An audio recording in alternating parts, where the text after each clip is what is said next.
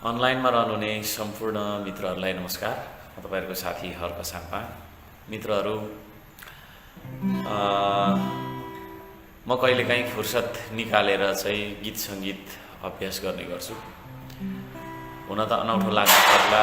अब हाम्रो देशमा चाहिँ के छ भने नेता भन्ने बित्तिकै चाहिँ उ चाहिँ तपाईको टिपटप भएर हिँड्नुपर्ने, रातो कार्पेटमा हिँड्नुपर्ने है, 5-10 जना बडीगार्ड थोरैमा पनि लगाएर हिँड्नुपर्ने, नबोल्नुपर्ने, अरूसँग जनतासँग घुलमिल नगर्नुपर्ने, अन्तर्क्रिया नगर्नुपर्ने भन्ने खालको एउटा परम्परागत सोच विचार त्यो खालको बुझाइ छ। तर त्यो बुझाइबाट मुक्त छु म। त्यसो भएको कारणले गर्दाखेरि गीत सङ्गीत मेरो एउटा शौकको रूपमा मैले लिएको छु। म त्यस्तो कुनै जान्ने बुझ्ने यो चाहिँ गीत सङ्गीतको बारेमा त्यस्तो चाहिँ तपाईँको विज्ञ त केही होइन, तर मैले यो समाजलाई कसरी सुधार्न सकिन्छ, नेपालीलाई नेपालसँग कसरी जोड्न सकिन्छ, कसरी मान्छेलाई जिम्मेवार नागरिक बनाउन सकिन्छ भन्ने चिन्तनले मैले धेरै असङ्ख्य जनचेतनामूलक गीतहरू कोरेको छु र चाहिँ नि जानी नजानी यसलाई कम्पोज गरेर गाउने कोसिस पनि गरेको छु। म धरान उपमहानगरपालिकाको निर्वाचित मेयर हुँ यतिखेर। तपाईहरुलाई अनौठो लाग्न सक्छ मेयर भएर फेरि गीत गायो भन्ने होला, तर त्यसो भनिरहँदाखेरि म भित्र रहेको एउटा कलाकारलाई मैले मार्न सक्दिनँ है। म भित्र भएको त्यो एउटा कलालाई चाहिँ घरिघरि मैले प्रस्फुटन गर्नुपर्छ भन्ने मेरो मान्यता हो, अन्यथा नलिनु होला। जिम्मेवारी बढेको छ, त्यो जिम्मेवारी म वहन गर्नेछु है, अक्षरश म वहन गर्नेछु।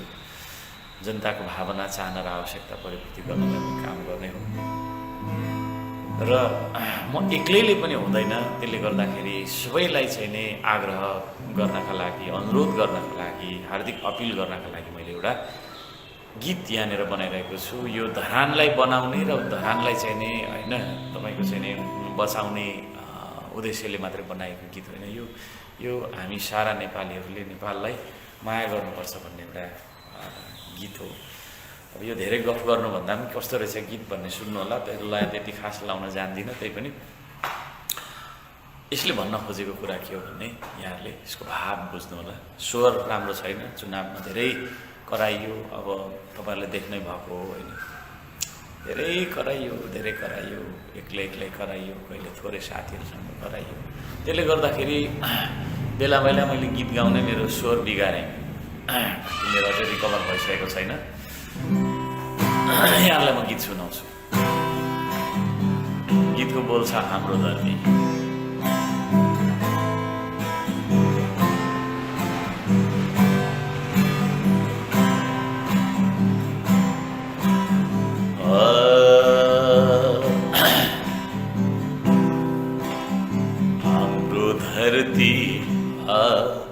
हाम्रो धरती, हाम्रो आकाश, हाम्रै यो देश।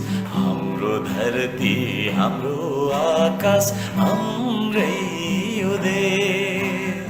श्रम गरौँ सबै मिली बनाऊ यो देश। श्रम गरौँ सबै मिली बनाऊ यो देश। हाम्रो आकाश, हाम्रै यो देश। हाम्रो धरती, हाम्रो आकाश, हाम्रै यो देश। श्रम गरौँ सबै मिली बनाऊ यो देश। श्रम गरौँ सबै मिली बनाऊ यो देश।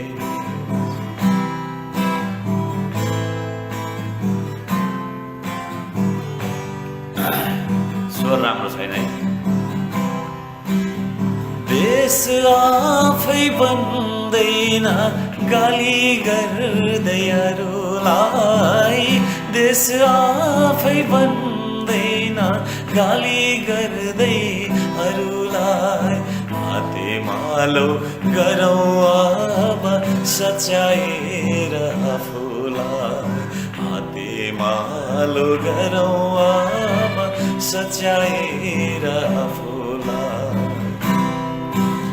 श्रम गरौँ अघि बढौँ कसको हेर्नु आस श्रम गरौँ अघि बढौँ कसको हेर्नु आस विदेशीले बचाउँदैनन् हाम्रो देशको साथ विदेशीले बचाउँदैनन् हाम्रो देशको साथ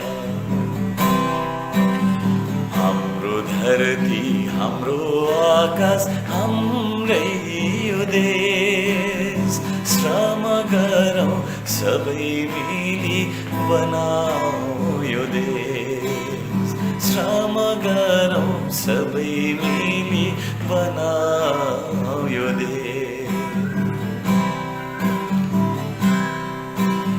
फलाएर हिरा मोती यही मलिलो माटोमा फलाएर हिरा मोती यही मलिलो माटोमा पसिनाले क्षितिज कोर्दै उन्नतिको बाटोमा पसिनाले क्षितिज कोर्दै उन्नतिको बाटोमा